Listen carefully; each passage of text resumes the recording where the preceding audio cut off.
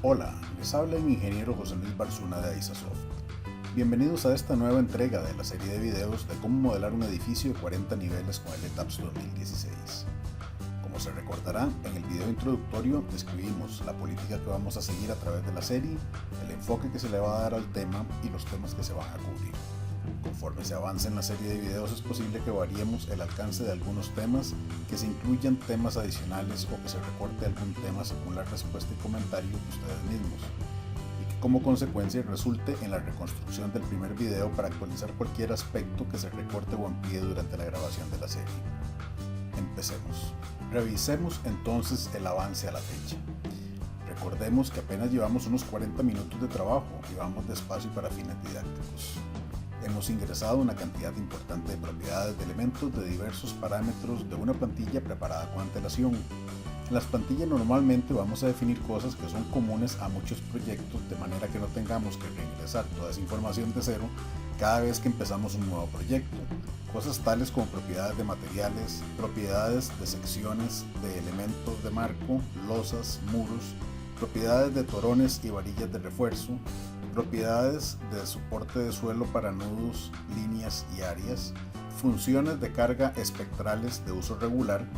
También podríamos tener histogramas, fuentes de masa, opciones de análisis P-delta, casos modales, patrones de carga, sets de carga, casos de carga. Como tenemos predefinidos los patrones y los casos, también podemos predefinir los combos de carga usuales para análisis y diseño sin tener que redigitalizarlos para cada modelo. Hemos utilizado la importación para definir una cantidad importante de aspectos geométricos del modelo. Hemos importado del DXF la distribución de ejes en X y Y. Hemos ingresado adicionalmente mediante la importación de XF la geometría básica de los entrepisos, a saber, geometría y propiedades iniciales de la losa de entrepiso, que en nuestro caso contempla dos plantas geométricamente diferentes, una planta que refleja la geometría de la planta principal y sótanos y una segunda planta típica que describe la torre corporativa y habitacional. En total, para darnos una idea, hemos ingresado por este concepto 45 shells de entrepiso, con una geometría simple rectangular en un caso y semicompleja mediante la integración de elementos rectangulares y curvos en otro caso, ambas con la propiedad LS200 mallados internamente en subelementos internos de aproximadamente 1,25 m máximo, y 5 shells de rampa con la propiedad DEC1. Adicionalmente hemos ingresado la distribución y propiedades iniciales de vigas. Por este concepto hemos ingresado 2310 elementos de viga, todas con la propiedad especial AutoSelect, que se llama ACOM-BIG-REC, que preliminarmente le ha asignado una viga de concreto de 30 por 75 centímetros. Adicionalmente, hemos ingresado mediante la extracción de geometría de una polilínea rectangular las columnas en su ubicación en planta y proporciones geométricas a partir de un DXF que fue utilizado como una referencia desde el ETABS. Por este concepto hemos agregado a nuestro modelo una nueva propiedad de columna extraída directamente de la geometría típica de columnas, 1135 elementos de columna, todas con la propiedad CCR, RR 600 por 900, que según la nomenclatura que hemos adoptado significa que es una columna de concreto de geometría rectangular con distribución de refuerzo rectangular de medidas de 600 por 900 milímetros. Adicionalmente, hemos ingresado por dibujo en grillas o por dibujo punto a punto la distribución y propiedades iniciales de muros de elevadores y escaleras, así como una piel externa no estructural para calcular la presión de viento. Por este concepto hemos introducido 940 elementos de shell, todos con la propiedad MC 150 mm, que según nuestra nomenclatura significa que es un muro de concreto 150 mm de espesor, y 1077 elementos de área sin propiedad, sea con la propiedad NON, que representan la piel externa para la aplicación de la carga de viento. Nuestras metas para el día de hoy serán verificación del log de ejecución. Encontraremos la existencia de inestabilidades que dejamos con fines didácticos que se deben corregir. Del estudio de los resultados de una primera corrida del modelo encontramos que existen elementos de columna muy esbeltos. En particular, en el eje 5, las rampas a base de elementos DEC no se conectan automáticamente a las columnas y por lo tanto no dan soporte lateral a estos elementos, de manera que nuestras columnas en esta zona son de varios niveles de altura, literalmente de la base al quinto nivel. Para reparar esto vamos a agregar elementos frame que nos permitan mallar y conectar los elementos para modelar la estabilidad lateral requerida. Encontramos también que hay nudos de columna que no coinciden con las grillas de los ejes, de manera que no conectan correctamente con las vigas. Esto ocurre con relativa frecuencia cuando se importan modelos de DXF, sencillamente porque el dibujante o el arquitecto no están conscientes de la precisión necesaria para los programas utilizados por los ingenieros estructurales. O incluso hemos observado que ocurre con algunos programas que no son DWG nativos y pierden resolución en el proceso de conversión de un formato diferente al DWG. Entonces vamos a ubicar y reparar la discontinuidad de la columna por ejes C y 8 y en la columna por ejes 2 y H.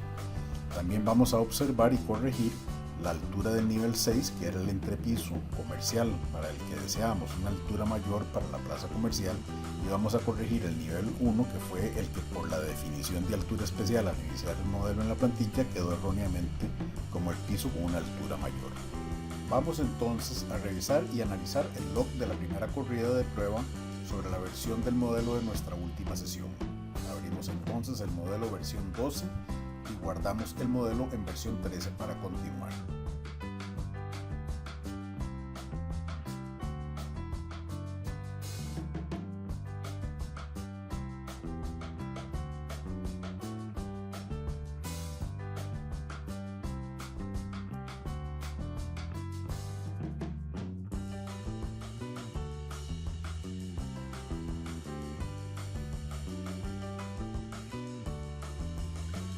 Cada vez que ejecutamos una corrida de LTAPS, el programa genera un log de ejecución.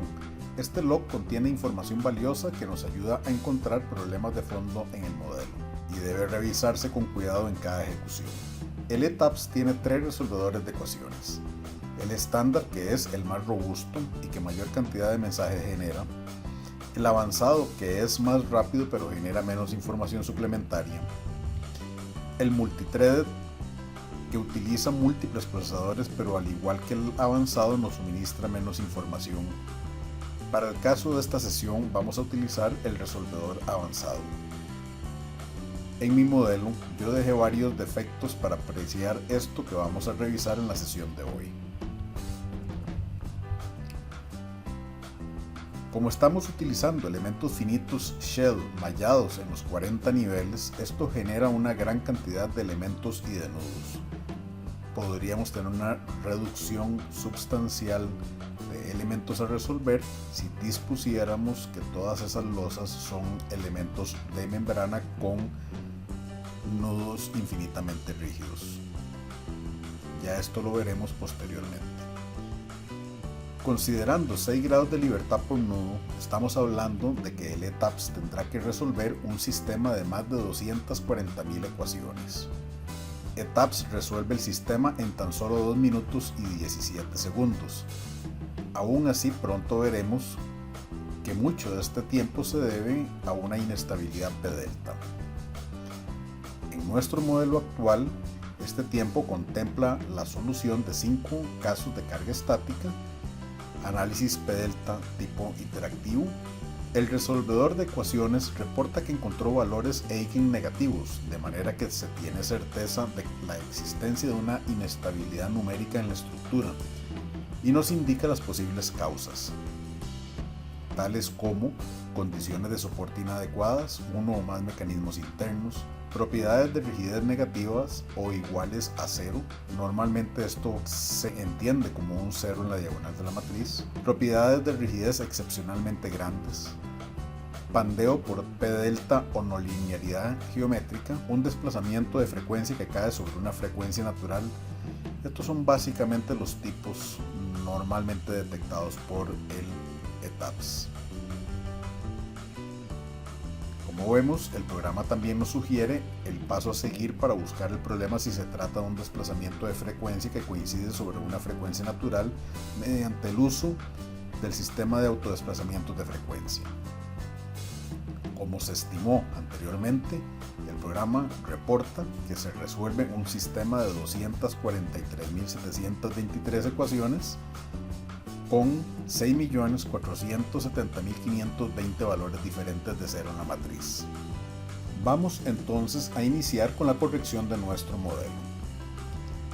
Primero vamos a reparar la ubicación en planta de las columnas. Vamos a revisar nuestro dibujo DWG o DXF. Abrimos nuestro dibujo de CAD y nos acercamos al nudo CI8, donde las diagonales rojas nos indican el centroide de la columna. Observamos que la columna se encuentra ligeramente desplazada unos 50 milímetros hacia abajo de la intersección de ejes.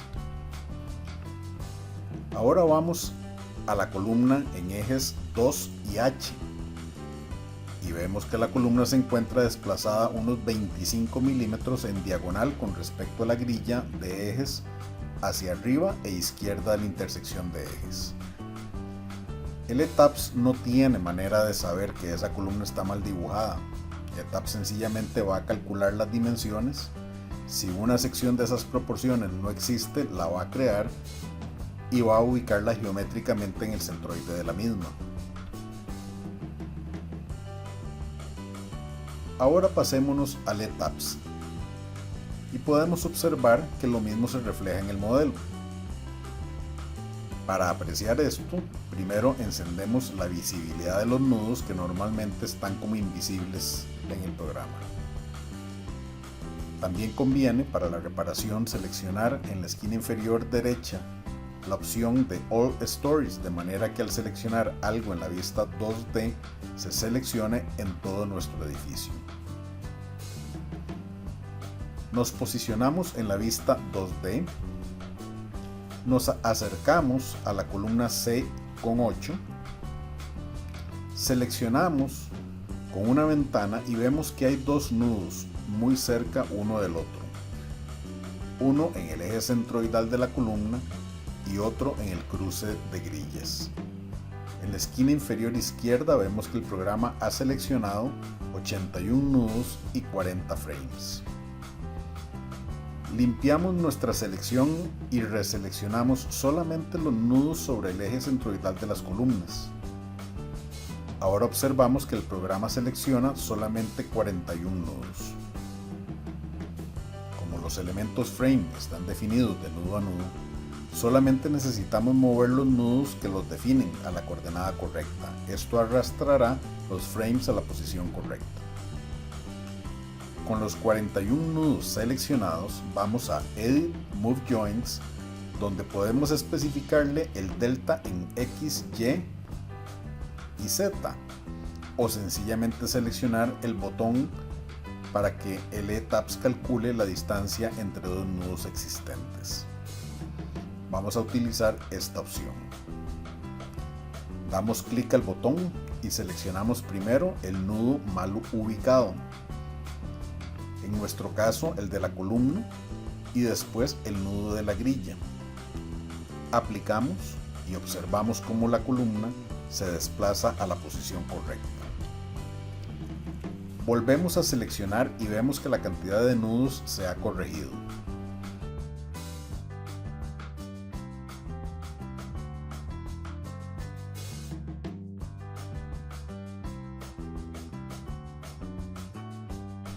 Vamos a la columna por eje 2 y H y repetimos el proceso.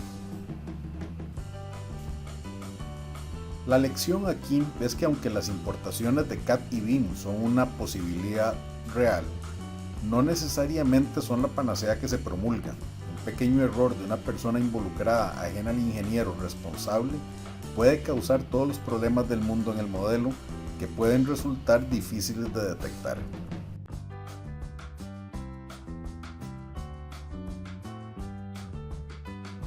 Guardamos nuestra versión 14 del modelo.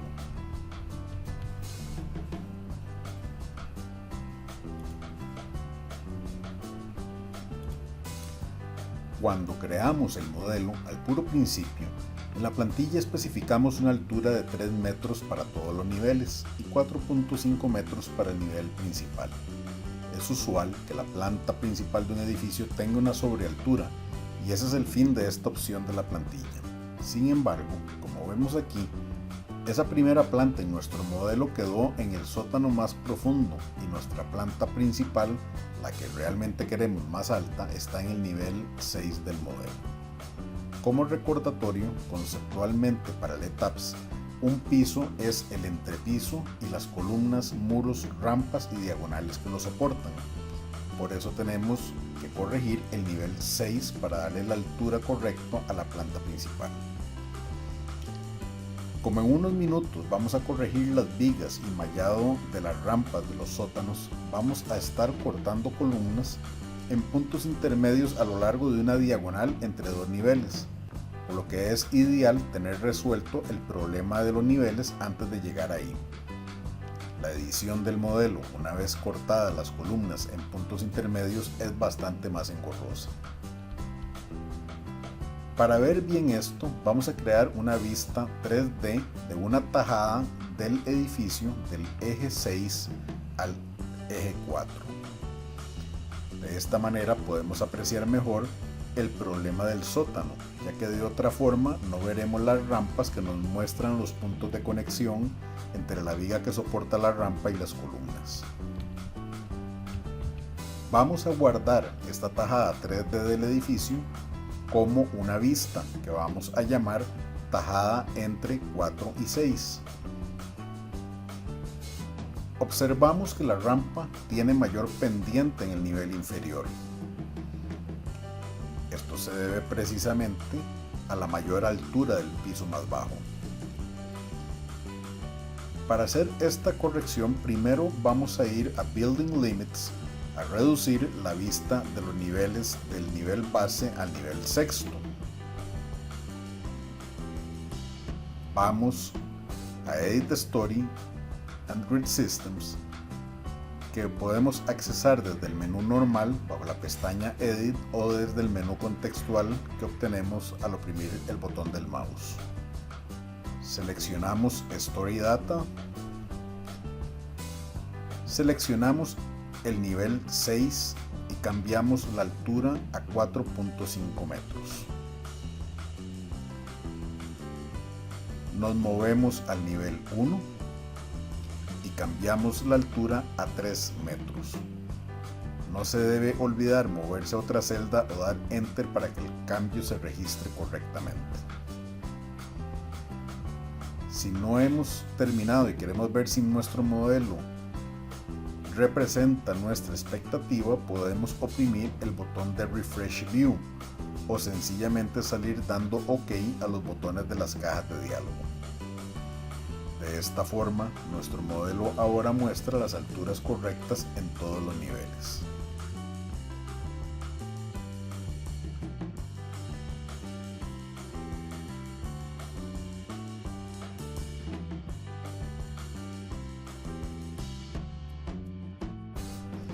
Hemos avanzado sustancialmente y vamos entonces a guardar nuestra versión 15 del modelo. Ahora vamos a resolver el problema de estabilidad de las columnas de la zona de las rampas. Las rampas en ETABS no se automallan, sencillamente generan un elemento entre dos niveles sin conexiones intermedias. Cualquier mallado de las rampas se debe hacer manualmente. En nuestro modelo, la rampa atraviesa en diagonal 4 vanos de vigas, por lo que las columnas en ejes C, E y G del eje 5 quedan sin soporte lateral. Las columnas de los ejes 4 y 6 obtienen su soporte lateral de las vigas de la zona nivelada del entrepiso. Sin embargo, debemos de reflejar la rigidez de los elementos estructurales que soportan la rampa entre niveles, tanto longitudinalmente como transversalmente. Vamos a asumir que la losa de la rampa está constituida por elementos de concreto multicelular orientados transversales a la rampa, de manera que las vigas en ejes 4, 5 y 6 son de soporte y las vigas perpendiculares son de amarre. Si por alguna razón hemos cambiado nuestra vista, podemos restaurar la tajada 3D que habíamos salvado con los elementos entre ejes 4 y 6. Seleccionamos el filtro de Similar Stories. Si accidentalmente dejan el filtro de All Stories, las vigas se van a replicar a lo alto de los 40 niveles aunque no los vean en la vista. Las rampas a veces cuesta visualizarlas bien, sobre todo en modelos complejos, por eso vamos a usar secciones que nos permitan identificarlas fácilmente.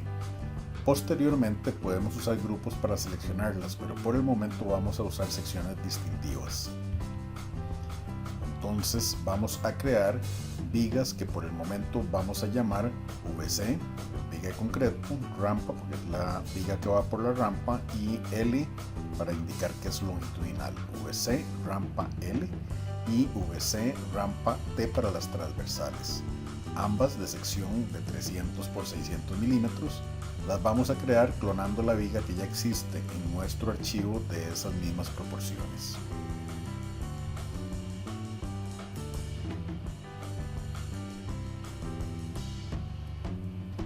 Para completar esta tarea, lo primero que necesitamos hacer es crear las vigas en diagonal de piso a piso que nos permiten ubicar los puntos de conexión con las columnas. Buscamos una vista y un nivel que muestre de una manera muy clara la posición de la viga. En mi caso voy a seleccionar de nuestra vista la columna en ejes 6 y B hasta la columna en ejes 6 y J. Como tenemos definido el filtro de Similar Stories, las vigas se repiten en todos los niveles del quinto al primero. Seleccionamos la viga y la replicamos dos veces a menos 6.6 metros, de manera que ahora las vigas en diagonal aparecen también en los ejes 4 y 5.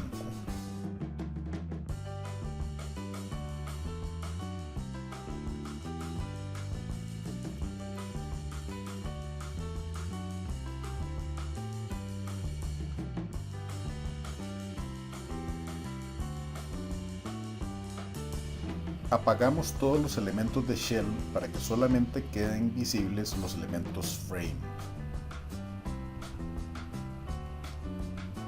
Nos vamos a colocar ahora en una vista 3D en el plano XZ para ver las columnas y vigas en elevación en 3D. Esto significa que no vamos a tener solamente una elevación de un plano, sino que vamos a tener los tres planos, la elevación 4, la 5 y la 6 a profundidad. Seleccionamos las vigas inclinadas y las columnas. Usamos el comando Edit Frames para dividir en los puntos en que se cruzan con otros frames. De esta manera, entonces, las vigas y las columnas van a cortarse creando un punto de conexión en cada intersección. Encendemos nuevamente las rampas y nos posicionamos en una vista 3D.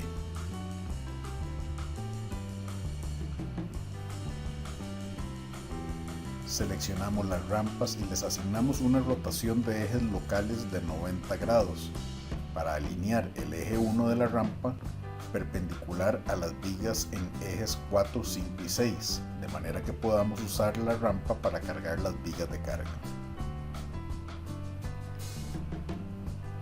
Seleccionamos ahora las rampas y las vigas.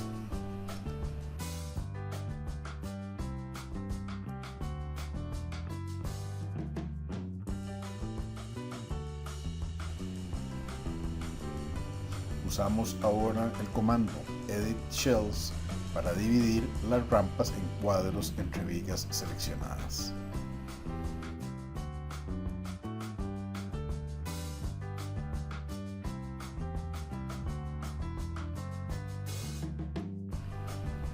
Podemos guardar nuestra versión 16. Ahora vamos a agregar las vigas transversales de las rampas. Nos posicionamos en una vista en elevación del eje C. y agregamos las vigas transversales entre ejes 4 y 5 y 5 y 6. Como tenemos encendida la opción de Similar Stories, se nos van a replicar por todos los niveles.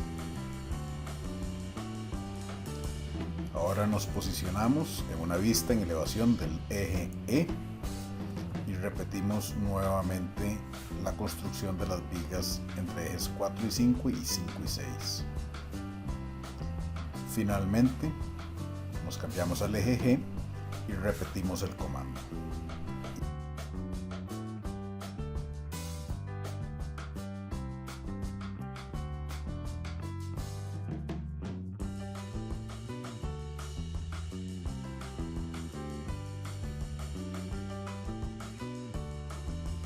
Y toda nuestra zona de las rampas ha sido correctamente estructurada. Guardamos nuestra versión 17. Podemos hacer una corrida rápida para corroborar que nuestros elementos de rampa cargan las vigas correctas y que se eliminaron los mensajes de inestabilidades numéricas.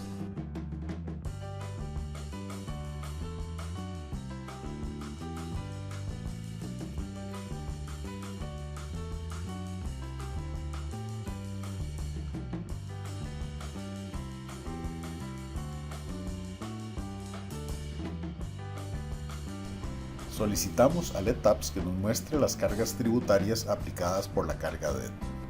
Observamos que la rampa carga correctamente las vigas de borde, tal y como esperaríamos que una losa multicelular hiciera, como una carga en una dirección a los apoyos que la soportan. Como rotamos los ejes 90 grados con respecto a la posición default, entonces esos puntos de soporte serían las vigas que van a lo largo de la rampa. Uno pensaría que esta vista también nos mostraría las cargas tributarias de la losa de entrepiso a nivel sobre las vigas de borde. Sin embargo, como las definimos como shells LS200, no como el elemento multicelular de las rampas que lo definimos como membranas, entonces la carga que el entrepiso a nivel va a tributar a las vigas por los elementos LS200 va a llegar a estos elementos de viga de borde como una reacción de los elementos finitos, mientras que la carga de nuestro elemento multicelular de las rampas va a ser transferida a las vigas de borde como un análisis de cargas tributarias. Ahora solicitamos a LETAPS que nos muestre el log de la última corrida. Observamos que el log de la corrida está limpio de mensajes. También observamos que el modelo con los errores y las inestabilidades corregidas apenas duró 45 segundos en ejecutar, contrario a los 2 minutos 17 segundos de la primera corrida, o sea, una tercera parte.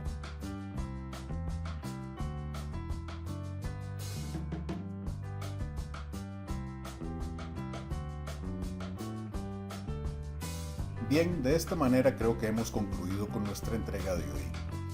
Les agradezco mucho su compañía y espero que nos acompañen en los próximos videos. De parte de Aesasoft ha sido un placer tenerlos con nosotros y esperamos que esta serie de videos respondan a muchas de las dudas y preguntas que nos han venido formulando nuestros clientes y amigos a través del tiempo. Muchísimas gracias y que Dios los acompañe.